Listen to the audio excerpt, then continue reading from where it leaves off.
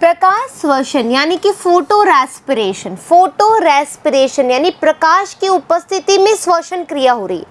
नाम में काम है, प्रकाश की उपस्थिति होनी चाहिए और क्या होना चाहिए, प्रकाश की उपस्थिति तो है लेकिन साथ में क्या हो रहा है, श्वसन क्रिया भी हो रही है।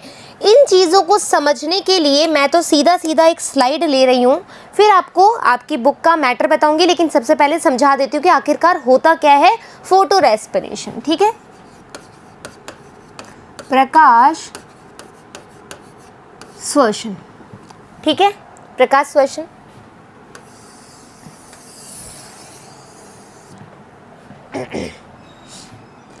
हमने देखा था कि प्रकाश श्वसन, इससे पहले हमने देखा था कि दो रिएक्शन हो रही थी हमारे प्लांट में, है ना। प्लांट में हो रही थी यानी कि क्लोरोप्लास्ट और स्ट्रोमा में। एक मिनट,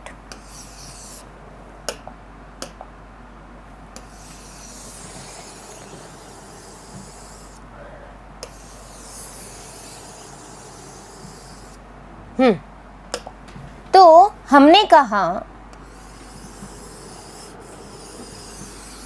ये है लीफ, ठीक है, ये है हमारी पत्ती। इसके अंदर बहुत सारी मेसोफिल कोशिकाएं होती है। हाँ जी होती है, बिल्कुल होती है। फिर इसमें माइटोकॉन्ड्रिया भी होता है। जी होता है, बिल्कुल होता है। इसके अंदर क्लोरोप्लास्ट भी होता है। हाँ जी बिल्कुल होता है, क्लोरोप्लास्ट भी होता है। ये भी डबल मेम्ब्रेन स्ट्रक्चर होता है, ये भी डबल मेम्ब्रेन स्ट्रक्चर होता है। फिर हमने देखा था, हमने नॉर्मली क्या देखा था, है ना। नॉर्मली हमने क्या देखा था कि भैया यहाँ पर जो है C3 साइकिल की बात हो रही है। किसकी बात हो रही है, C3 साइकिल की बात हो रही है कि जो RUBP होता है ना, RUBP आता है, फिर वहाँ पर कार्बोक्सिलेशन होता है।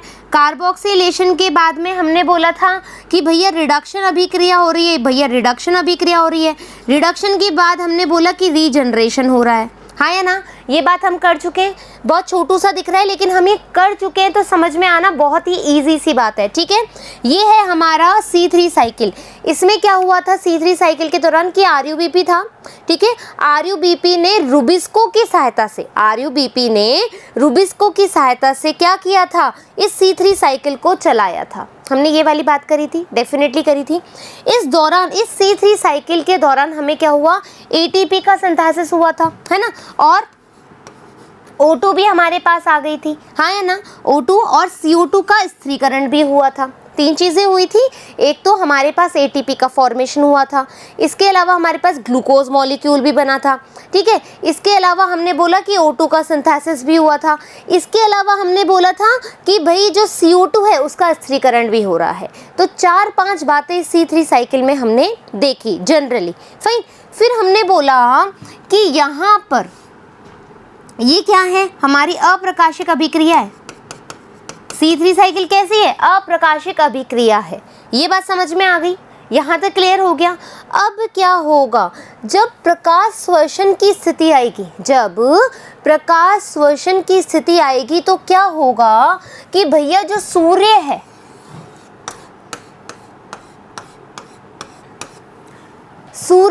अब ये हो रहा है भयंकर गर्मी वाली स्थिति, जो अभी आप देख सकते हो। अभी हालांकि मार्च ही चल रहा है, स्टार्ट ही हुआ है, लेकिन गर्मी जो है बाहर आप जा कर के देखेंगे अभी राइट टाइम पे, तो आपको लगेगा कि बहुत कड़कड़ाती हुई गर्मी है। लेकिन हमारी जो नॉर्मली गर्मी आती है वो कब आती है, मई जून में आती है ना, मई जून के अंदर आती है कड़कड़ाती। तो आप ये समझ सकते हो कि भैया ये मई जून की गर्मी है। कहते हैं ना, वो एक हिंदी वाली राइम पढ़ी होगी आपने बचपन में कि मई जून का गर्म महीना, मम्मी ठंडा खिला दो ना, या आइसक्रीम खिला दो ना, या जूस पिला दो ना।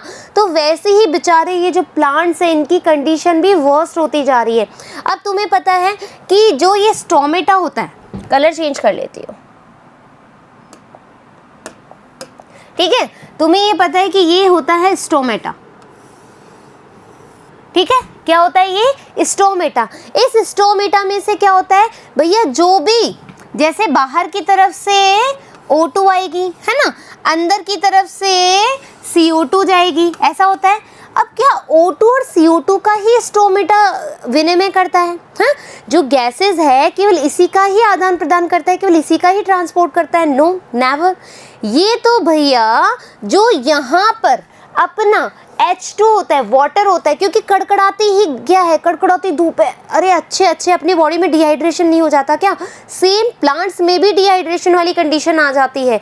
तो क्या होता है यहाँ पर, ट्रांसपिरेशन वाली कंडीशन आती है। ट्रांसपिरेशन यानी कि जो वाटर है वो भी बाहर की तरफ जाने लगता है, और जो खिलखिलाता हुआ जो प्लांट है वो बेचारा सिकुड़ जाता है, वो बेचारा बहुत ही वर्स्ट कंडीशन में आ गया है। अब क्या करें? अब इस वर्स्ट कंडीशन को रोकने के लिए, जब कड़कड़ाती धूप आ रही है, प्लांट को लग रहा है कि मैं तो मरने ही वाला हूँ, मैं तो अब जाने वाला हूँ, इस कंडीशन को कैसे रोका जाए? तो उसने क्या किया, ये जो इसका स्टोमेटा है उसको उसने कर लिया बंद। अब आके दिखाओ, अब बाहर जाके दिखाओ। तो अब क्या हो गया, जो स्टोमेटा है, ठीक है, जो स्टोमेटा है वो हो गया अब क्लोज। क्या हो गया? क्लोज हो गया। कहते हैं ना अपन, जैसे बैंक में जाओगे तुम, हॉस्पिटल तो नहीं कह सकते, जैसे ऑफिसेज वगैरह में जाओगे तो एक टाइम पीरियड पे वो लगा देते क्लोज्ड, लंच टाइम है, क्लोज हो गया, अब काम नहीं हो सकता। तो स्टोमेटा भी यहाँ पर क्या हो गया, क्लोज हो गया है। दैट मीन्स अब क्या होगा, अब क्या होगा, ना तो H2 बाहर जाएगा, है ना, ना तो H2 बाहर जाएगा, ना CO2 बाहर जाएगी, और जो O2 है, देखो इसमें क्या हो रहा है, हम कह रहे हैं कि C3 साइकिल चल रहा था, C3 साइकिल के परिणाम स्वरूप क्या बन रहा है, O2 बन रहा है, और जो यहाँ पर CO2 थी उसका ये क्या कर रहे हैं, स्थिरीकरण कर रहे हैं। बात को गंभीरता से समझना, गंभीर बात चल रही है, क्योंकि गंभीरता से समझोगे तो क्या होगा, तुम्हें ये पता लगेगा कि हाँ O2 का जो निर्माण हो रहा है, तो यहाँ पर जो कंसंट्रेशन है, जो O2 की सांद्रता है वो तो बढ़ती जा रही है, O2 की सांद्रता जो है वो बढ़ती जा रही है, और CO2 की जो है वो कमी होती जा रही है। क्यों? क्योंकि जितना CO2 था वो तो स्थिरीकरण में जा रहा है, हाँ है ना भाई, थोड़ा सा होगा, मैं ये नहीं कह रही कि बिल्कुल ही खत्म हो गया CO2, ऐसा नहीं होता है, लेकिन CO2 की कमी तो हो रही है, और O2 की सांद्रता भी बढ़ रही है। क्यों? क्योंकि C3 साइकिल तो चल ही रहा है, लेकिन अब स्टोमेटा क्लोज करने से बाहर से CO2 नहीं आ रही, और ये जो सांद्रता बढ़ रही है ये भी बाहर नहीं जा पा रही, हो गया वर्स्ट कंडीशन, हो गई वर्स्ट कंडीशन। तो C3 साइकिल के द्वारा, गौर से सुनिएगा, C3 साइकिल के द्वारा एक और वो ले लेते हैं अपन, ठीक है, जो C3 साइकिल के द्वारा अपने पास क्या बन रहा था, PGA बन रहा था, है ना, 3PGA बन रहा था, यही बन रहा था। क्यों बन रहा था? क्योंकि O2 तो क्या हो रही थी, रिलीज हो रही थी, और CO2 कंज्यूम हो रही थी, यानी कि CO2 का तो स्थिरीकरण हो रहा था, और ये स्थिरीकरण कौन कर रहा था, RUBP में भाई रूबी, ठीक है, रूबी कार्बन डाइऑक्साइड ले करके क्या हो गई थी, पागल हो गई थी ना, ठीक है, ये ऐसे, ठीक है, रूबी क्या हो गई थी, पागल हो गई थी। पागल होने पर हमने क्या किया था, इसको 3 पंच मारे थे, हाँ या ना, 3 पंच के बाद वो वापस से रीजनरेट हो गई थी। याद आ गई कहानी, याद आ गई, ये C3 साइकिल था। अब देखो जो RUBP है इसको कौन हेल्प कर रहा था, CO2 के स्थिरीकरण में कौन कर रहा था, रूबिस्को, ये एंजाइम था, रूबिस्को एंजाइम था। रूबिस्को इसको हेल्प कर रहा था कि ये CO2 को आए पकड़े। मैंने ये भी बताई थी कि C3 साइकिल के अंदर CO2 को ग्रहण करने के लिए, इक्वेशन बहुत इंपॉर्टेंट है बच्चों, क्योंकि जब C4 साइकिल तुम पढ़ चुके हो उसमें भी मैंने बताया कि C3 और C4 साइकिल का जो प्रथम कार्बन डाइऑक्साइड ग्रहण करने वाला मॉलिक्यूल है वो अलग अलग है दोनों। C3 साइकिल के अंदर सबसे पहले जो CO2 ग्रहण करेगा वो कौन करेगा, RUBP। किसके द्वारा करेगा, इस रूबिस्को एंजाइम के द्वारा करेगा, ठीक है। अब ये रूबिस्को की कहानी क्या है, देखो ये रूबिस्को वैसा है कि लगता तो कैसे साधु महात्मा जैसा, है ना। साधु महात्मा क्या है कि जो रूबिस्को है ना, ये जो रूबिस्को है, रूबिस्को, इसका फुल फॉर्म देख लो एक बार, हिंदी में लिखती हूँ, रुको, राइबुलोज, ठीक है, ribulose bisphosphate ribulose bis phosphate carboxylase carboxylase oxygenase जीनेज, ठीक है, ये इसका नाम है। क्या नाम है रुबिस्को का full form? Ribulose bis phosphate carboxylase oxygenase, ये इसका नेम है। तो इसकी क्या टेंडेंसी? इसकी टेंडेंसी है दो। एक टेंडेंसी है कार्बोक्सिलेशन करने की और दूसरी है ऑक्सीजनेशन करने की। मतलब ये क्या है? ये प्राणी बड़ा सा खराब सा आदमी है। खराब सा आदमी क्यों है भैया? इसका जो पूरा अट्रैक्शन है, इस रुबिस्को का पूरा अट्रैक्शन किसके पास है? कार्बन। मतलब ये बेइंतहा मोहब्बत करता है किससे? कार्बन से, बेइंतहा। मतलब मरे जा रहा है, कार्बन जहाँ मिलेगी वहाँ जा कर के कैप्चर कर लेगा उसको, ठीक है। लेकिन ये बड़ा खराब भी है। जैसे मन नहीं डोल जाता आदमियों का, है ना, कि जहाँ अच्छी चीज़ मिलती है वो वहाँ चला जाता है। लेकिन तो ये क्या करता है? ये कार्बन है और ये ऑक्सीजन है, ठीक है।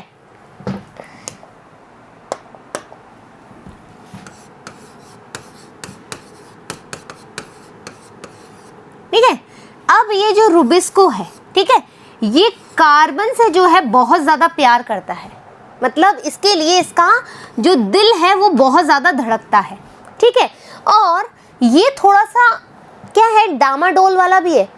इसको लगेगा कि जब ऑक्सीजन की मात्रा ज़्यादा होगी, गेट माई पॉइंट, एक कार्बन भी है और ऑक्सीजन है, प्यार तो ये कार्बन को ही करता है, प्यार तो ये कार्बन को ही करता है। लेकिन जिस समय ऑक्सीजन की मात्रा ज़्यादा हो गई, ऑक्सीजन की मात्रा ज़्यादा हो गई, तो ये कार्बन को धोखा देगा और कार्बन को ये क्या करेगा? चीट करेगा। और चीट करके कहाँ चला जाएगा? ऑक्सीजन के पास।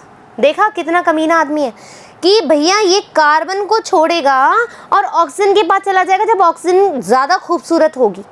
दैट मीन्स ऑक्सीजन क्या है? बहुत ज़्यादा खूबसूरत है। ये देखो, ये बहुत ही ज़्यादा मॉड शॉट है ऑक्सीजन, और कार्बन बेचारी पुरानी महिला वाली, ठीक है। तो ये क्या करेगा? रुबिस्को क्या करेगा? इसको छोड़ करके इस जो सुंदरता की मूर्त दिख रही है अभी ऑक्सीजन, उसके पास चला जाएगा, ठीक है। ये कब होता है? ये होता है फोटो रेस्पिरेशन के दौरान। ये कब होता है? फोटो रेस्पिरेशन के दौरान होता है कि जो रुबिस्को है वो कार्बन को छोड़ करके ऑक्सीजन मॉलिक्यूल को ग्रहण करना स्टार्ट कर देगा। तो आ जाओ कंडीशन पे आ जाओ। कैसे मैडम? जब O2 की मात्रा ज़्यादा हुई, जब O2 की मात्रा ज़्यादा हुई तो ये किसको जाएगा? ये जो रुबिस्को है, रुबिस्को, तो रुबिस्को क्या करेगा? O2 के पास चला जाएगा और उसको ग्रहण करने लग जाएगा। Get it? अब सुनो एक और बात, ठीक है। अब एक और बात सुनो, क्या होगा फोटो रेस्पिरेशन के दौरान? अब क्या हुआ? क्लोरोप्लास्ट, पेरोक्सिसोम और mitochondria. Respiration, photo respiration, not a respiration, प्रकाश श्वसन के दौरान जो क्रिया होती है वो होती है CPM, ठीक है, CPM, ठीक है।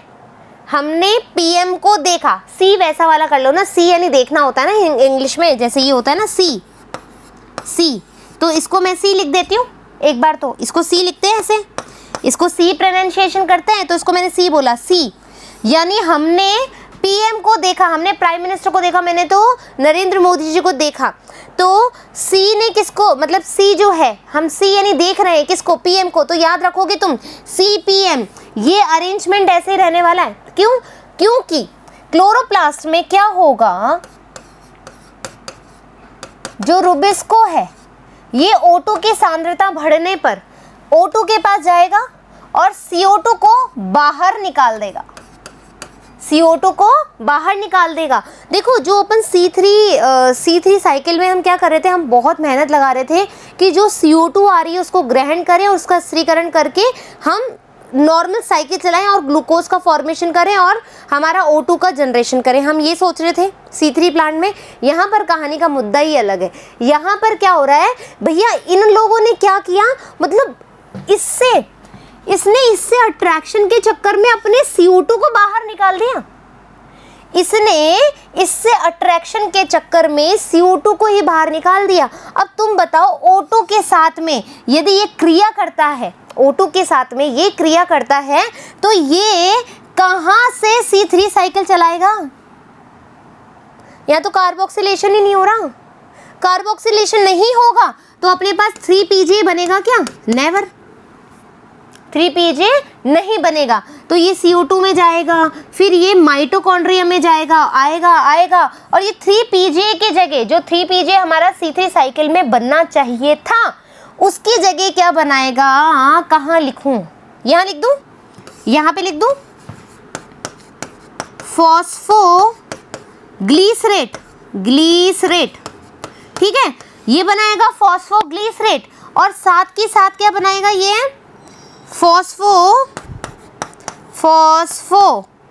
ग्लाइकोलेट, कोलगेट मत बोल दियो, ठीक है, कोलगेट नहीं बोलना है, कोलगेट मत बोलना, फॉस्फोग्लाइकोलेट, कोलगेट नहीं है, याद रख सकते हो लेकिन, ठीक है, फॉस्फोग्लाइकोलेट और फॉस्फोग्लिसरेट। जहां अपने पास 3PJ वाला मॉलिक्यूल बन रहा था, इस फोटो रेस्पिरेशन के दौरान, इस पादप श्वसन में या प्रकाश श्वसन के दौरान हमारे पास ये अलग ही मॉलिक्यूल बन रहे हैं, अलग ही कहानी गा रहे हैं ये।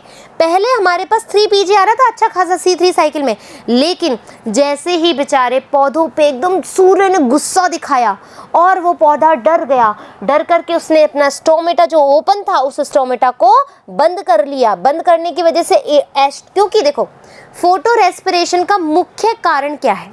सबसे पहले बात ये देखो, फोटो रेस्पिरेशन का, प्रकाश श्वसन का मेन एजेंडा क्या है? अपने वाटर को बचाए रखना, ठीक है। देखो, कोई भी कार्य होता है ना, ऐसे ही नहीं होता। मैं मान रही हूँ यहाँ पे कहानियाँ बहुत अलग अलग हो रही है, चीज़ें बहुत गंदी होती जा रही है, बहुत ही बदतर होती जा रही है बेहतरीन से, लेकिन इसका कार्य क्या है? पौधे को मरने से बचाना। क्यों? क्योंकि वो अपना H2 रिलीज नहीं करना चाहता। यदि H2, जैसे अपनी बॉडी में पानी की कमी हो जाएगी तो हम क्या एडमिट हो जाते हैं, है ना, हमारे पास क्या हो जाता है? डिहाइड्रेशन हो जाता है, हमारी बॉडी में पानी की कमी हो जाती है धूप की वजह से, फिर हमको ऐड नहीं दिखाते वो ग्लूकोज पियो और ये पियो और वो पियो, ऐसा होता है। अब ये पौधों का कौन सोचेगा? पौधा थोड़ा ना आके बोलेगा आओ मेरे को पानी डाल दो, ऐसे तो नहीं बोलेगा। तो वो क्या करेगा बेचारा? अपना स्टोमेटा क्लोज कर लेगा ताकि वाटर मॉलिक्यूल जो है बाहर की तरफ रिलीज ना हो सके। उस वाटर को बचाने के लिए, सिर्फ और उस वाटर को बचाने के लिए या उस प्लांट को बचाने के लिए इन्होंने देखो कितनी कार्रवाई कर दी। C3 चल रहा था, C3 से जाकर के इसने यहाँ पर धोखा दे दिया, किसको? CO2 को। CO2 को धोखा दे करके बाहर निकाल दिया और O2 के साथ रिएक्शन कर ली जो नहीं होना चाहिए था, और O2 के साथ रिएक्शन कर ली जो 3PJ बन रहा था, उसकी जगह क्या बन गया? फॉस्फोग्लिसरेट और फॉस्फोग्लाइकोलेट, ये दोनों चीजें बन गई। और साथ ही साथ तुम्हें पता था ऑक्सीजन का अब निर्माण तो नहीं हो रहा है ना, लेकिन हम क्या कह रहे हैं? ग्लूकोज भी नहीं बन रहा। C3 में हमारे पास ग्लूकोज तो आ रहा था, यहाँ पर अब ग्लूकोज भी नहीं आ रहा। फिर हमने बोला था कि भैया ATP तो आ रहा था, वो भी नहीं बन रहा। इवन जब CO2 बाहर निकालेगा ना, जब CO2 बाहर निकालेगा तो उसको एक ATP की जरूरत पड़ लेगी, मतलब ATP यूज और कर लिया इसने, तो बड़ा शातिर है। तो फोटो रेस्पिरेशन के दौरान जो संभावनाएं आ रही है वो बड़ी ही खतरनाक है। ATP हम बनाने की जगह यूज ले रहे, CO2 का कार्बोक्सिलेशन की जगह CO2 को हम लात मार रहे हैं, है ना, और उसी के साथ O2 को हम प्यार कर रहे हैं। PGA की जगह फॉस्फोग्लिसरेट और फॉस्फोग्लाइकोलेट बना रहे हैं। टोटली खराब हो गया है। तो क्यों? सिर्फ H2 को बचाने के लिए। तो ये जो बच्चों कंडीशन है, ये है हमारी फोटोफॉस्फोरिलेशन, ठीक है, यानी कि प्रकाश श्वसन जो है वो हम देख रहे हैं। अब तुम स्टार्टिंग से एक बार क्या है स्क्रीनशॉट ले लो, फिर मैं तुम्हें तुम्हारी बुक में जो लैंग्वेज लिखी हुई है वो पढ़ा दूंगी, फटाफट से ले लो, ठीक है। डन। नेक्स्ट, इसमें अपन ने बताया कि रूबिस को कैसे प्यार कर रहा है और कैसे जो है धोखा दे रहा है, ठीक है। फिर हमने बोला रुबिस्को दो तरीके से होता है, कार्बन और ऑक्सीजन। खूबसूरती की तरफ देख रहा है वो अभी, जहाँ पर O2 का कंसंट्रेशन ज़्यादा होगा वहाँ पर ये रुबिस्को जो है कार्बन को धोखा दे करके और O2 के पास चला जाएगा। चला जाने की वजह से क्या हो रहा है, ये क्रिया कहाँ हो रही है बच्चों, ये ध्यान रखना, ये क्रिया जो याद हो रही है क्लोरोप्लास्ट पर ऑक्सीजोम। अभी स्क्रीनशॉट मत लेना, पहले ये लिख देती हूँ फिर लेना। क्लोरोप्लास्ट, क्लोरोप्लास्ट से सीधा कहाँ जाएगा, पर ऑक्सीजोम, पर ऑक्सी गलत लिख दिया ना मैंने, पर ऑक्सी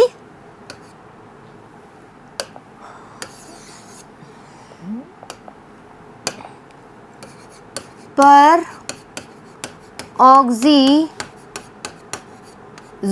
ठीक है, पर ऑक्सीजोम। और फिर ये कहाँ जाएगा, माइटोकॉन्ड्रिया में, माइटोकॉन्ड्रिया, ठीक है।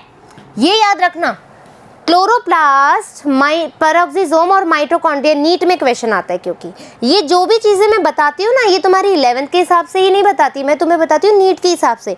यदि तुम इस तरीके से पढ़ लोगे ना, ये ट्विस्टिंग वाला, ये कहानी की तरह पढ़ लोगे ना, तो तुम्हें क्या, ये जो टॉपिक्स हैं वो टफ नहीं लगेंगे, ठीक है। तो सी, पीएम को देखो, या पीएम को देखा होता तो 100 हो जाता, लेकिन पीएम को देखा, ठीक है, पीएम को देख रहे हैं या देखा, सीपीएम याद रख लेना तुम, ठीक है, कि भैया रुबिस्को आया, रुबिस्को ने जो कार्बन है इसको तो बाहर निकाल दिया और क्या करा, यहाँ पर ऑक्सीजन के मॉलिक्यूल से अटैचमेंट बना ली, और अटैचमेंट बनाने की वजह से जो 3PG बनने वाले था वो फॉस्फोग्लिसरेट और फॉस्फोग्लाइकोलेट में चेंज हो गया, जो नहीं होना चाहिए था। ATP भी इसने यूज़ कर लिया, बड़ा ही खतरनाक है, और इसके साथ साथ ना तो ग्लूकोज का मॉलिक्यूल बनाया, ठीक है। तो ये हो गया हमारा फोटो रेस्पिरेशन यानी कि प्रकाश श्वसन। इसका स्क्रीनशॉट ले लो, आप ले लिया, डन। अब आ जाओ कि तुम्हारे एक्चुअल में NCERT में क्या दे रखा है, ठीक है, NCERT पढ़ते हैं। प्रकाश श्वसन, फोटो रेस्पिरेशन, ये सारी चीज़ें ये बता रहा है कि जो प्रकाश श्वसन की प्रक्रिया है, इसको जानने के लिए हमें C3 भी आना चाहिए और C4। देखो C3 तो हमने देख लिया है ना, C3 तो हमने देख लिया, C4 प्लांट हमने इससे पहले देखा है, ठीक है, वो मैं मतलब आपको बता चुकी हूँ C4 प्लांट का क्या मेन मुद्दा है। तो दोनों में अंतर, मतलब C3 से C4 के बीच में एक प्रक्रिया आती है जिसको हम बोलते हैं प्रकाश श्वसन। यदि C3 सूर्य का हाई टेम्परेचर हो, ठीक है, हाई लाइट हाई टेम्परेचर, ज़्यादा रोशनी और ज़्यादा तापमान हो, तो C3 के बाद ये कंडीशन आ जाती है, और इस कंडीशन को ठीक करने के लिए ये कंडीशन आती है बेटा, ठीक है। आया बात समझ में कि C3 और C4 के अंतर को जानने के लिए प्रकाश श्वसन का अध्ययन बहुत आवश्यक है। और प्रकाश श्वसन ऐसी अभिक्रिया है जो उच्च ताप और उच्च प्रकाश में अभिक्रिया करता है अपने पानी को बचाने के लिए, और स्टोमेटा क्लोज कर देता है, जिसकी वजह से अंदर O2 भर जाती है, CO2 जो है वो बाहर से अंदर नहीं आ पाती है, और अंदर अलग ही मामला चलता रहता है। Get it. आगे देखो, प्रकाश श्वसन समझने के लिए हमें केल्विन पथ, हमने C3 देखा है, केल्विन पथ है का प्रथम चरण यानी कि जो CO2 का कार्बोक्सिलेशन है, हमने वहीं तक ही देखा है। देखो, CO2 का स्थिरीकरण, पहले चरण के विषय में कुछ अधिक जानकारी करनी होगी। प्रकाश श्वसन को पढ़ने के लिए मैंने तुम्हें क्या बताया, प्रकाश श्वसन को पढ़ने के लिए मैंने तुम्हें सबसे पहले C3 बताया, और C3 में भी तुम्हें ये RUBP वाली कंडीशन बताई है, हाँ है ना, RUBP पढ़ा है हमने सबसे ज़्यादा, ये वाली स्थिति देखी, इसके अलावा तो तुमने कुछ नहीं देखा है ना, इसके अलावा तो हमने नहीं देखा, केवल यही वाले एंजाइम की बात हुई है ना, कि प्रथम चरण CO2 के मामले वाली बात हुई है, ठीक है। तो प्रथम चरण CO2 के स्थिरीकरण को जानना अति आवश्यक है। अब आ जाओ, यह अभिक्रिया जहां RUBP कार्बन डाइऑक्साइड से संयोजित होकर के 3PGA, हमने यही बोला था कि जो RUBP है, RUBP CO2 से संयोजित होकर के 3PGA बनाता है, यही बोला था हमने, 3PGA बनाता है तो अणु का गठन करता है, और एक एंजाइम जो डालते हैं वो कौन सा होता है हमारा, रुबिस्को, यही हमने बोला है अभी, है ना, पीछे हमने यही पढ़ा है कि एक एंजाइम राइबोलोज बिसफॉस्फेट कार्बोक्सिलेज ऑक्सीजनेज के द्वारा उत्प्रेरित होता है। क्या होता है? RuBP plus CO2, RuBP plus CO2 क्या बना रहा है? 3PGA के 2 मॉलिक्यूल, ये लो 2 मॉलिक्यूल बना रहा है, किसकी प्रेजेंस में? रुबिस्को की प्रेजेंस में। यस, रुबिस्को की प्रेजेंस में बना रहा है। मैंने यही बताया है, यही चीज़ मैंने बताई है। कोई डाउट है यहाँ तक? कोई भी समस्या नहीं है? आगे बढ़िए। रुबिस्को नामक एंजाइम विश्व में बहुत ज़्यादा विख्यात है। इसका यह गुण है, क्यों? ये मन चला है ना, ये मन चला है तो ये इसका गुण है, ठीक है। वैसे तो अवगुण है लेकिन गुण है, फोटो रेस्पिरेशन में करवा रहा है। इसकी सक्रिय जगह CO2 एवं O2 दोनों से बंधित हो सकता है। क्यों? क्योंकि इसका नाम है रुबिस्को, यानी कि कार्बन के साथ और ऑक्सीजन के साथ, दोनों के साथ में ये प्रेम दिखाता है, ये प्रेम दिखाता है, तो दोनों से बंधित हो सकता है, इसलिए इसको हम रुबिस्को कहते हैं। ये दोनों से अट्रैक्ट हो सकता है, इसलिए हम इसको क्या कहते हैं? रुबिस्को कहते हैं। जब CO2 व O2 का अनुपात लगभग समान हो, देखा, O2 और CO2, बात को समझना एक बार, दोनों समान सुंदर दिख रही है, दोनों ही समान सुंदर हैं, दोनों ही समान दिख रही हैं। तो रुबिस्को जो रुबिस्को है वो अपनी CO2 को ही प्यार करेगा। दोनों समान है, अट्रैक्शन का कोई डिफरेंट पॉइंट नहीं है, तो वो अपनी कार्बन डाइऑक्साइड से ही प्यार करेगा, अपने कार्बन से ही प्यार करेगा, है ना, CO2 से ही प्यार करेगा, ठीक है। और रुबिस्को में O2 की अपेक्षा CO2 के लिए अधिक बंधुता है। यही तो बोला, रुबिस्को में O2 की अपेक्षा CO2 से ज़्यादा क्या है? प्यार है। ये आबंधता प्रतियोगितात्मक है, प्रतियोगितात्मक, ठीक है। मेरे को ये हिंदी के जो बड़े वर्ड है ना उसको बोलने में दिक्कत आती है, सो सॉरी फॉर दैट। प्रतियोगितात्मक है ना, यानी कि कॉम्पिटिटिव है, यानी कि क्या है? कॉम्पिटिटिव है। कॉम्पिटिटिव बोले तो कि भैया एक है बहुत सुंदर सी, है ना, एकदम मस्त सी, एक थोड़ी सी अकड़ू टाइप की है, तो इंसान कहाँ पर जाएगा? जो बहुत ही खूबसूरत दिखेगी, है ना। लेकिन हकीकत में ज़रूरी नहीं कि जो खूबसूरत हो वो अच्छा भी हो, है ना। जिसकी सूरत अच्छी हो उसकी सीरत अच्छी हो, ये ज़रूरी नहीं है। तो हमेशा सूरत पे नहीं सीरत पे जाना चाहिए। तो क्या हुआ, जैसे ही, है ना, अब दोनों में क्या है? कंपटीशन है, दोनों में क्या है? कंपटीशन है। कंपटीशन कैसे है? यदि ये सुंदर ज़्यादा हो गई, ये सुंदर ज़्यादा हो गई, तो ये रुबिस्को का मन डोला और ये इसके पास आ जाएगा, है ना। और यदि इसकी सांद्रता है अधिक और ये समान भी है, तो रुबिस्को किसके पास जाएगा? अपनी कार्बन डाइऑक्साइड के पास ही जाएगा। तो ये आबंधता प्रतियोगितात्मक है, यानी कि कॉम्पिटिटिव है। O2 अथवा CO2, इनमें कौन आबंध होगा ये किस पर निर्भर करता है? क्वेश्चन आ सकता है नीट में, ये नीट में क्वेश्चन आता है। यदि सांद्रता समान है, देखो अब ये प्यार व्यार छोड़ो, अब क्वेश्चन को सुनो। यदि सांद्रता समान है तो रुबिस्को किसके साथ बाइंड होगा? CO2 के साथ। यदि सांद्रता समान है तो रुबिस्को किसके साथ बाइंड होगा? CO2 के साथ। अदरवाइज यदि सांद्रता O2 की ज़्यादा है तो ये किस पे जाएगा? O2 के पास। यानी कि इसका जो बंधन, बॉन्ड बनाने का जो तरीका है, जो प्यार करने का जो सिलसिला है, वो किस पे डिपेंड कर रहा है? सापेक्ष सांद्रता पर निर्भर कर रहा है। किस पे निर्भर कर रहा है? सापेक्ष सांद्रता पर निर्भर कर रहा है। Clear that? Good, all is well. यहाँ तक कोई डाउट? कलर चेंज कर लेते हैं, बहुत देर से वाइट से चल रहे हैं। डन, आ जाओ नेक्स्ट। C3 पौधों में कुछ O2 रुबिस्को से बंधित हो जाती है। हमने बताया है, क्यों बताया है? कि जब स्टोमेटा जो है, स्टोमेटा ओपन था, क्लोज हो गया, O2 अंदर के अंदर रहेगी तो O2 की सांद्रता बढ़ गई, है ना। तो इसकी वजह से क्या हुआ, जो C3 पौधे हैं उसमें O2 से रुबिस्को बंधित हो जाता है, अट्रैक्शन बढ़ गया, CO2 का यौगिकीकरण कम हो जाता है, कार्बोक्सिलेशन कम हो जाता है। क्यों? क्योंकि प्यार किससे करने लग गया, अब उसकी इज्जत ही नहीं रही CO2 की, तो बेचारी की रो रही है वो तो बैठ करके, और O2 जो है वो उसको अट्रैक्ट किए जा रही है, अपनी खूबसूरती से, अपने पहनावे से, अपने बोलचाल से अट्रैक्ट किए जा रही है, और यहाँ पर हो रही है गड़बड़ी।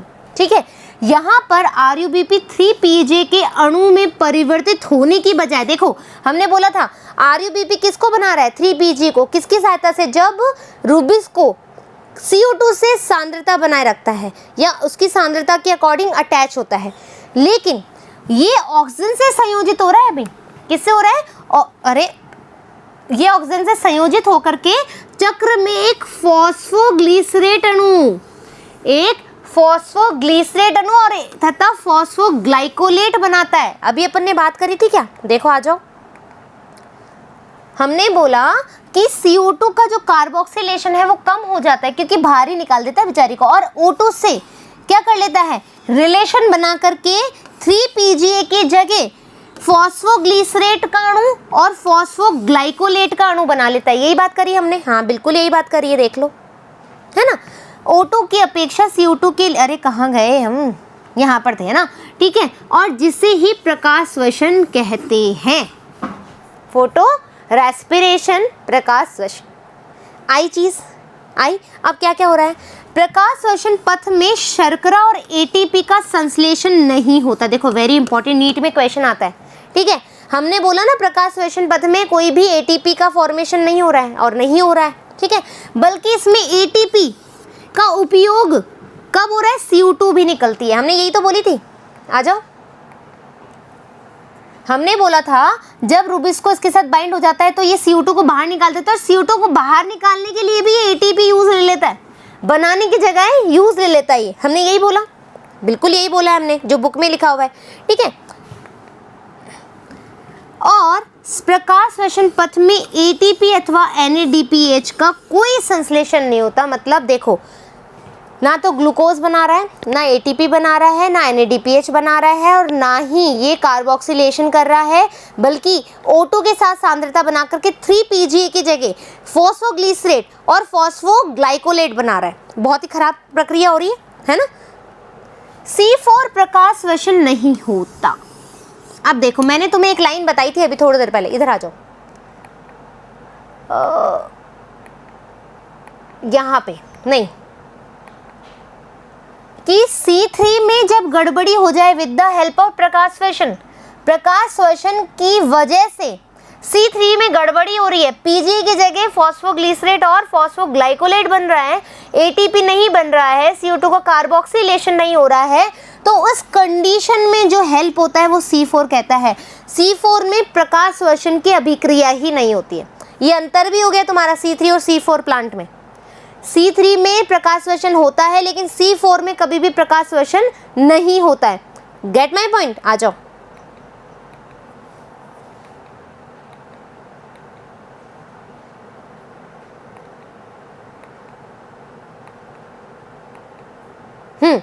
C4 पौधे में प्रकाश श्वसन नहीं होता है, नहीं होता है, नहीं होता है।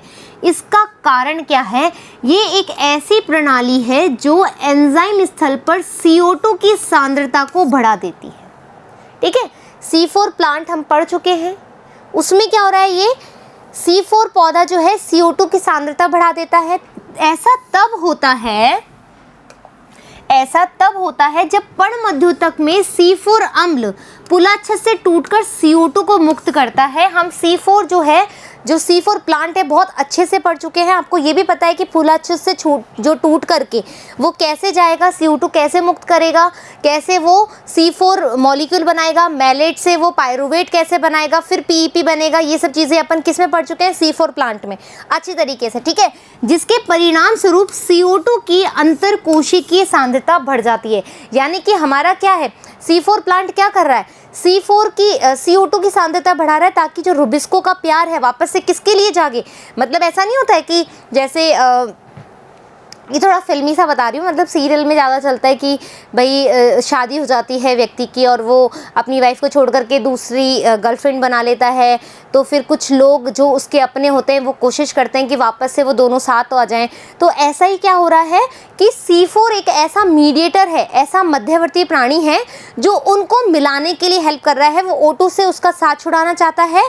जैसे बीवी नंबर 1 मूवी है ना, बीवी नंबर 1, उसमें करिश्मा कपूर और सुष्मिता सेन होती है। तो सुष्मिता सेन क्या है, यहाँ पर O2 है, और करिश्मा कपूर कौन है, CO2 है।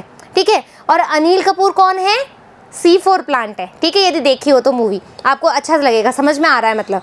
C4 प्लांट क्या है? अनिल कपूर है। अनिल कपूर क्या हेल्प कर रहा है कि CO2 की सांद्रता बढ़े, मतलब उसका जो सलमान खान है यानी कि जो रुबिस्को है उसका अट्रैक्शन ऑफ पॉइंट किसकी तरफ बढ़े? वापस से करिश्मा कपूर की तरफ बढ़े, ना कि सुष्मिता सेन की तरफ, ना कि O2 की तरफ। तो C4 प्लांट क्या कर रहा है? यही हेल्प कर रहा है। इससे ये सुनिश्चित हो जाता है कि रुबिस्को कार्बोक्सिलेज के रूप में कार्य करे, यानी कि उसका जो कार्बोक्सिलेज है रुबिस्को का, ये रहा रुबिस्को, ठीक है। तो ये जो कार्बोक्सिलेशन वाली, जो कार्बोक्सिलेज एंजाइम वाली जो है इसकी क्रिया प्रणाली है उस पर ध्यान दिए, ठीक है, जिससे इसकी ऑक्सीजनेज के रूप में कार्य करने की क्षमता कम हो जाए, यानी कि वो सुष्मिता सेन के अट्रैक्शन से हट करके वापस से करिश्मा कपूर के पास आ जाए। ये कौन करवाना चाहता है? ये करवाना चाहता है अनिल कपूर, यानी कि C4 प्लांट। C4 पौधे प्रकाश संश्लेषण नहीं होता है, ये हम देख चुके हैं। इसमें एक्सक्यूज मी, इसमें उत्पादकता व उत्पादन क्यों अच्छा होता है ये अपन ने C4 प्लांट में पढ़ लिया है। इसके अतिरिक्त ये पौधे उच्च ताप को भी सहन कर सकते हैं, जो C4 प्लांट है। देखो C3 प्लांट में क्या होता है, जैसे ही, सुन लो बात, C3 प्लांट में जैसे ही कड़कड़ाती धूप मिलेगी, सूर्य को गुस्सा आएगा मई जून के अंदर, तो C4 की हो जाएगी हवा टाइट, यानी हालत टाइट हो जाएगी। हालत टाइट होने की वजह से क्या हो जाएगा? हालत टाइट होने की वजह से उनको क्या मिलने वाला है? फोटो रेस्पिरेशन, यानी कि वो अपना स्टोमेटा बंद कर लेगा, जल का अणु बाहर निकालने से बचेगा। और जबकि C4 प्लांट में क्या होता है? सूर्य कितना ही तेज हो उनको इतना फर्क नहीं पड़ता है, इसी वजह से C4 प्लांट में प्रकाश संश्लेषण नहीं पाया जाता है। ये एक मुख्य रीज़न है, ठीक है, ये एक मुख्य कारण है। आशा करती हूँ कि आपको फोटो रेस्पिरेशन बहुत अच्छे से समझ में आया है, ठीक है। फिर अब हम देखेंगे हमारा प्रकाश संश्लेषण को प्रभावित करने वाले कारक। हमने सारी चीज़ें पढ़ ली, हमने देख लिया कि C3 साइकिल क्या है, C4 साइकिल क्या है, हमने ये भी देख लिया फोटो रेस्पिरेशन क्या है। तो अब हमने जब फोटोसिंथेसिस की सारी चीज़ें क्लियर कर ली है, तो अब हमारा क्या दायित्व बनता है कि अब हमें ये पता होना चाहिए कि जो प्रकाश संश्लेषण की अभिक्रिया हो रही है उस पर कौन कौन से फैक्टर जो हैं वो उसको प्रभावित कर सकते हैं। हर चीज़ के लिए एक प्रॉब्लमेटिक क्रिएट हो सकता है ना भाई, कभी CO2 की मात्रा प्रॉब्लम कर सकती है, कभी जल की मात्रा कम कर सकती है, कभी प्रकाश की कर सकती है, तो कभी टेम्परेचर की कर सकती है, हाँ या ना। तो ये चीज़ें हमें ध्यान में रखनी होगी। कोई भी, जैसे मान लो कि आप कोई ऑर्गेनिक खेती करना चाहते हो तो आपको पता होना चाहिए कि किस वाले प्लांट के लिए क्या चीज़ें ज़रूरी होती है। Gate my point. तो आज हम वही देख रहे हैं कि प्रकाश संश्लेषण को प्रभावित करने वाले कारक जो हैं, प्रकाश संश्लेषण को प्रभावित करने वाले जो कारक हैं वो कौन कौन से हैं। प्रकाश संश्लेषण को प्रभावित करने वाले कारकों में इसलिए जानना आवश्यक है ताकि आप देख सको कि पैदावार अच्छी हो रही है कि नहीं हो रही है।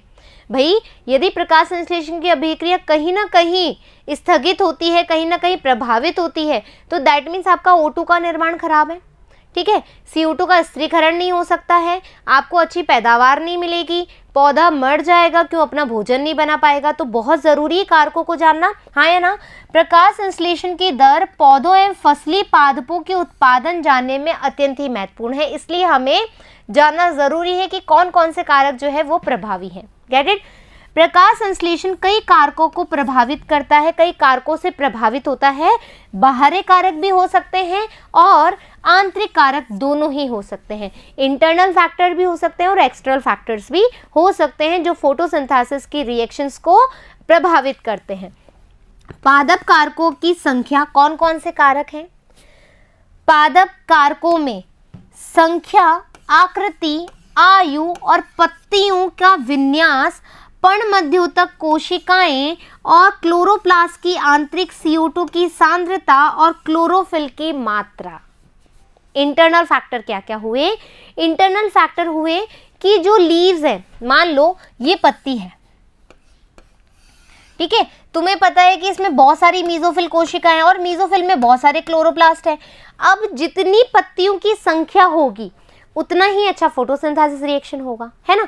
ये बात समझ में आई। फिर हम बोल रहे हैं आकृति। आकृति कैसी है? मान लो एक पत्ती इतनी चौड़ी है और एक पत्ती कुछ इस तरीके से है, तो फोटोसिंथेसिस रिएक्शन किस में ज़्यादा होगी? डेफिनेटली इसमें होगी, है ना। भाई पौधे का कैसा आकार है, घना है, पतला है, छोटू है, कैसा है, उस पर भी फोटोसिंथेसिस रिएक्शन प्रभावित होती है। फाइन। फिर हम बोल रहे हैं आयु। जो बिल्कुल छोटा नन्हा सा पादप होगा उसमें फोटोसिंथेसिस कम होगा, जो बहुत ज़्यादा एजेड होगा उसमें भी फोटोसिंथेसिस रिएक्शन कम होगी। क्यों? क्योंकि वो इतने यंग नहीं है ना। जो यंग है उसकी एनर्जी डिफरेंट होती है, तो दैट मीन जो यंग यानी कि जो बीच का टाइम होता है पौधे की एज का, वो काफ़ी अच्छा फोटोसिंथेसिस कर सकता है। फिर ये कह रहा है पत्तियों का विन्यास। पत्तियों का विन्यास यानी कि अब देखो, जैसे ये है पत्ती है, एक पत्ती यूं लगी हुई है और सूर्य की किरणें यूं आ रही है ना, और एक पत्ती यूं लगी और सूर्य की किरणें यूं आ रही है। तुम देख पा रहे हो, समझ पा रहे हो मैं क्या कहना चाह रही हूँ? एक किरणें हैं और एक पत्ती है वो यूं है, इस तरीके से उसका विन्यास और वो यूं आ रही है, और एक पत्ती यूं है और सूर्य की किरणें आ रही है। अब तुम सोच लो कि फोटोसिंथेसिस कहाँ होगा? डेफिनेटली यहाँ होगा, क्योंकि सूर्य का प्रकाश इजीली ग्रहण कर पा रहे हैं उसके क्लोरोप्लास्ट, इजीली, उसको कोई ज़्यादा माथापच्ची नहीं करनी पड़ रही है। तो इस वाली कंडीशन में और इस वाली कंडीशन में फोटोसिंथेसिस की रेट जो है अफेक्ट होगी। Get it? फिर बोल रहा है क्लोरोप्लास्ट और आंतरिक CO2। भैया क्लोरोप्लास्ट के अंदर CO2 कितनी ज़्यादा है वो भी बहुत मैटर करती है। अभी जब तुम CO2 के कारक देखोगे, जब तुम्हें पता लगेगा कि CO2 का वैल्यू कितना इंपॉर्टेंट है। फिर हम बोल रहे हैं क्लोरोफिल की मात्रा। क्लोरोफिल क्यों? पिगमेंटेशन है, जितना क्लोरोफिल अच्छा होगा उतना ही फोटोसिंथेटिक रिएक्शन बहुत अच्छी होगी। हाँ या ना? क्लियर? समझ में आई बात? अब देखो आगे, पादप अथवा आंतरिक कारक पौधों की वृद्धि व आनुवंशिक पूर्वानुकूलता पर निर्भर करते हैं। जो पौधों की वृद्धि है वो कैसी हो रही है और कैसी अनुकूलन है, कैसे माहौल में वो रहते हैं, ये फैक्टर्स भी उस फोटोसिंथेसिस रिएक्शन को अफेक्ट करेंगे।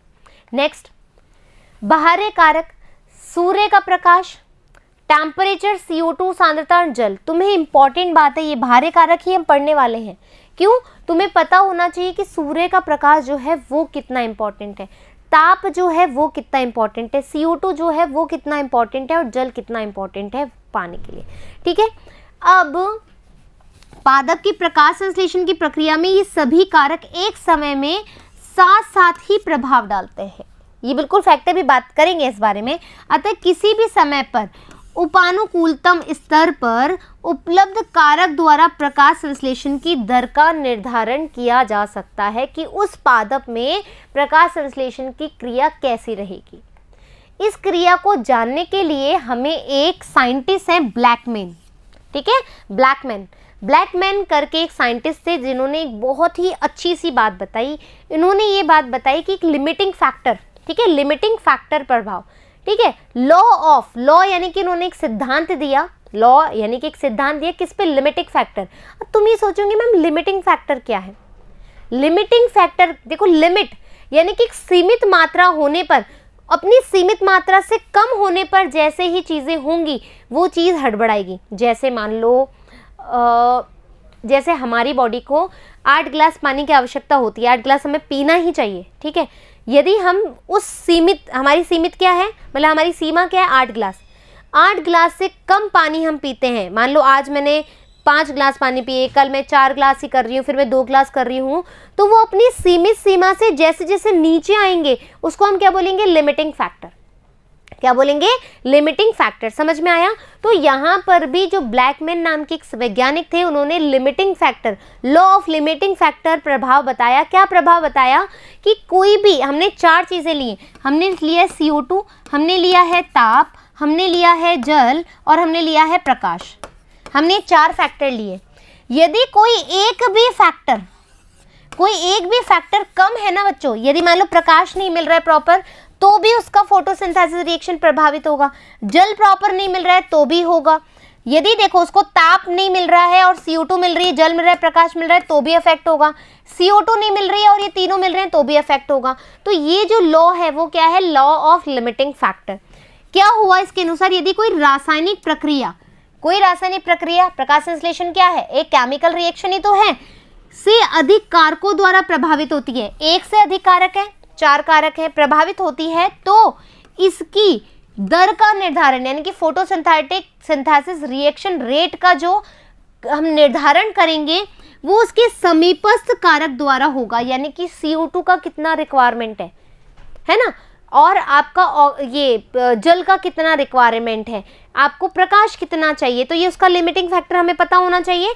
और उसकी न्यूनतम मान का पता हो कि भैया 0.005 का जब वैल्यू होता है वो एक कार्बन डाइऑक्साइड जो है वो प्लांट को चाहिए होती है।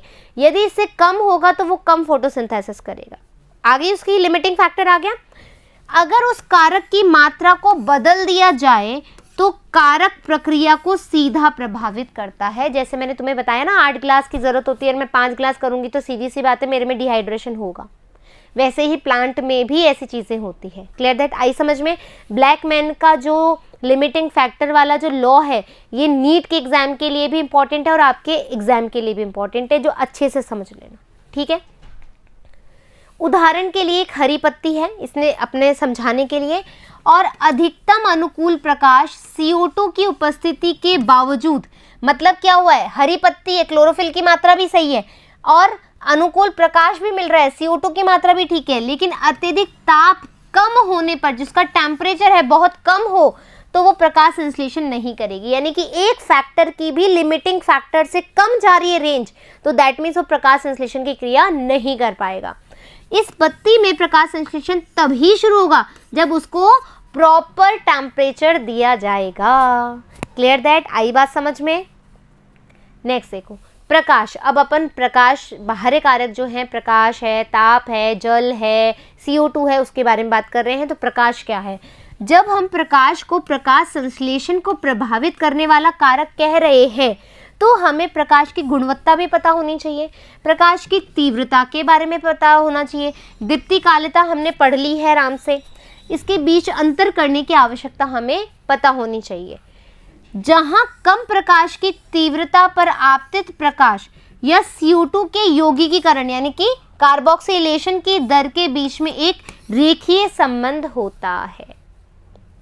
यानी कि तुम देखोगे प्रकाश तीव्रता है ना, जो प्रकाश तीव्रता है, यहाँ लिख देती हूँ, प्रकाश की तीव्रता और CO2 का यौगिकीकरण और CO2 का यौगिकीकरण देखोगे तो तुम्हें जो ग्राफ मिलेगा वो कैसा मिलेगा? ये रेखिक ग्राफ मिलेगा। क्या मिलेगा? ये रेखिक ग्राफ मिलेगा। किस में? CO2 के यौगिकीकरण में और प्रकाश की तीव्रता के मध्य में तुम्हें ग्राफ क्रिएट करते हो तो तुम्हें एक इस लीनियर ग्राफ मिलता है। Clear that? उच्च प्रकाश की तीव्रता होने के बाद दर में कोई भी वृद्धि नहीं होती है। इधर आ जाओ, हमें ये लीनियर मिल रहा है, जितना प्रकाश मुझे इस प्लांट के लिए चाहिए ये इष्टतम वैल्यू है। ठीक है, ये अरे भाई ये इसकी इष्टतम वैल्यू है, बस यहां तक मुझे प्रकाश चाहिए तो ये फोटोसिंथेसिस रिएक्शन अच्छी होगी। लेकिन यदि तुम प्रकाश की तीव्रता को बढ़ाओगे तो इस प्रकाश संश्लेषण में कोई नहीं आएगी, कोई भी मतलब वृद्धि नहीं होगी और ये कैसा हो गया? सैचुरेशन में आ जाएगा, यानी कि ये अब कोई वृद्धि नहीं करेगा।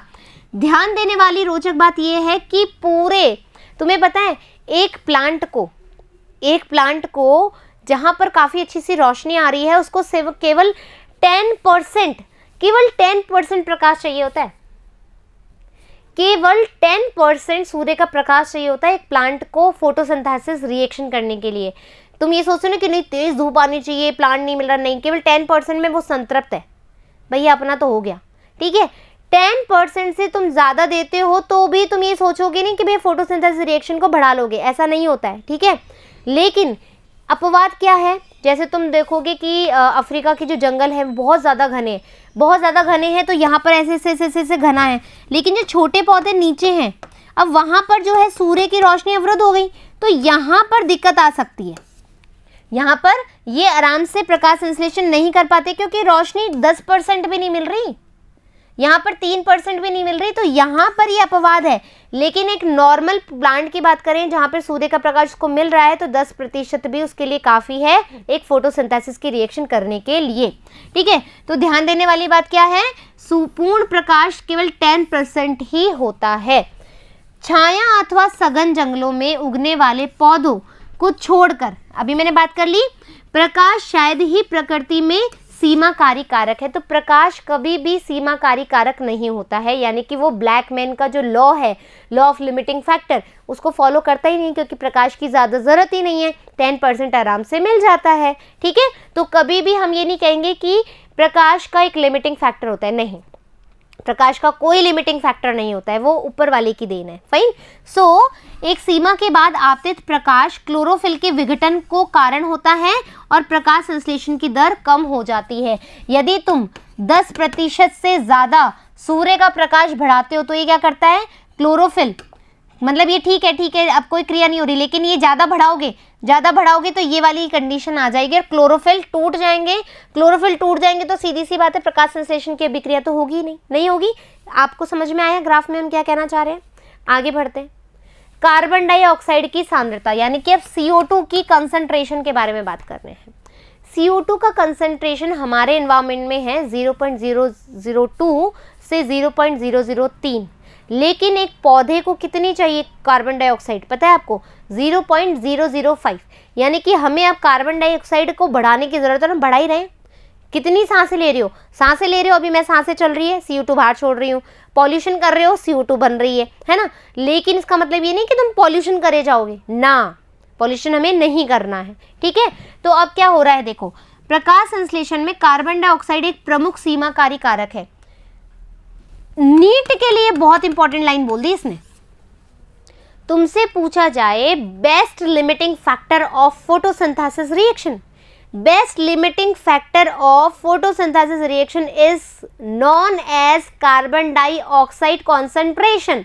दैट मीन्स भाई तुमसे पूछा जाए प्रकाश संश्लेषण में सबसे ज्यादा या सबसे प्रमुख सीमाकारी कारक कौन है, तो तुम्हारा आंसर क्या आना चाहिए? कार्बन डाइऑक्साइड की सांद्रता। ये आंसर करेक्ट आना चाहिए, ठीक है। तो याद रखना कि सीमाकारी कारक कौन है? CO2। वायुमंडल में CO2 की सांद्रता बहुत ही कम है, 0.03 से 0.04% के बीच में। कितनी होनी चाहिए? 0.05%। मैंने 0 ज़्यादा बोल दिया था, याद आ गया मेरे को, ठीक है। 0.05 ही आना चाहिए, कभी कभी बोलते बोलते हो जाती है। फाइन। तो वृद्धि के कारण CO2 की यौगिकीकरण दर में वृद्धि हो सकती है, लेकिन इससे अधिक की मात्रा में यदि तुम जाओगे, CO2 की सांद्रता ज़्यादा बढ़ा दोगे तो क्या होगा? क्षतिकारक बन सकता है, ठीक है। देखो फाइन, हम देख रहे हैं कार्बन हमें मिल रही, सैचुरेशन आ रहा है, ज्यादा कार्बन डाइऑक्साइड बढ़ा दी, ज्यादा कार्बन डाइऑक्साइड तुम डालते जाओगे तो क्या होगा? पौधा डेड हो जाएगा। अब क्या होगा? तुमने पढ़ा है C3 प्लांट और C4 प्लांट। C3 प्लांट और C4 प्लांट में जो कॉन्सेंट्रेशन होती है CO2 की वो डिफरेंट है, ठीक है। C3 और C4 प्लांट में CO की सांद्रता में भिन्नता आती है। जो C3 प्लांट होते हैं बच्चों, जो C3 प्लांट होते हैं उनके लिए जो सांद्रता है वो है 450 माइक्रोलीटर पर लीटर, 450 माइक्रोलीटर पर लीटर है, लेकिन C4 प्लांट के लिए 360 माइक्रो प्रति लीटर है। बस तुम तो याद रखो, नीट में क्वेश्चन पूछा जा सकता है कि C3 प्लांट के लिए, ठीक है, C3 प्लांट के लिए तुम्हें कितना माइक्रोलीटर CO2 की सांद्रता चाहिए, तो C3 के लिए चाहिए 460 और C4 के लिए चाहिए 450 और C3 के लिए चाहिए 360 माइक्रोलीटर पर लीटर, ठीक है, ये याद रखना। अब इसी चीज़ को बचाने के लिए हम क्या करते हैं? ग्रीन हाउस इफेक्ट देखते हैं। ग्रीन हाउस इफेक्ट में क्या होता है? ये प्लांट है, इसको एक कांच से कवर कर देते हैं। कांच से कवर करने से क्या होता है तुम्हें पता है? CO2 छोड़ता है प्लांट, है ना। बाहर अपने पास CO2 कम है, हमको फोटोसिंथेसिस रिएक्शन ज़्यादा करवानी है, तो कांच में ढक दो तो क्या हुआ? सूर्य का प्रकाश तो आ रही है, जल तुम दे ही रहे हो, CO2 बाहर निकलेगी, दूसरे प्लांट को मिलेगी, तो CO2 बहुत सारी हो जाएगी, हाँ या ना। तो इनकी सांद्रता बनी रहेगी और C3 आराम से ग्रो कर पाएंगे। Clear that? तो उपलब्ध कराने के लिए C3 पादपों को CO2 की सांद्रता किसके लिए सीमाकारी प्रभाव है, तुमसे ये पूछा जा सकता है। तो तुम्हें आंसर क्या देना है? C3 प्लांट के लिए। क्यों? क्योंकि इसका रिक्वायरमेंट ज्यादा है। नेक्स्ट देखो, C3 पौधे उच्चतर CO2 सांद्रता में अनुक्रिया करते हैं। ये बात पता लग गई भाई, 450 माइक्रोलीटर पर लीटर पे काम करते हैं और इससे प्रकाश संश्लेषण की दर में वृद्धि होती है। जितनी अच्छी तुम उसको CO2 सांद्रता दोगे उतना अच्छा वो फोटोसिंथेसिस की रिएक्शन करेंगी, जिसके फलस्वरूप उत्पादन अधिक होता है। इस सिद्धांत का किसका उपयोग किया है? ग्रीन हाउस इफेक्ट का, ठीक है, जो मैंने आपको बताया है, जिसमें टमाटर और बेल, ये एग्जाम्पल याद कर लेना, नीट के क्वेश्चन में आ सकते हैं, ठीक है। टमाटर और बेल जो है वो C3 प्लांट होते हैं, जिसके लिए अपन ने ग्रीन हाउस इफेक्ट देखा है।